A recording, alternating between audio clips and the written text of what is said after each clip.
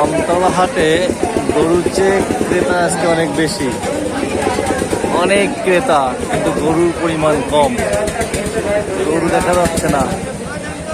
কত? 60,000 চাইছি ভাই। 60।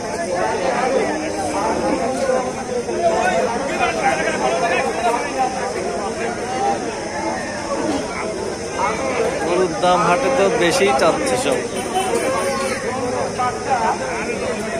উনি 35 বলি, আমি 70 চাইছি।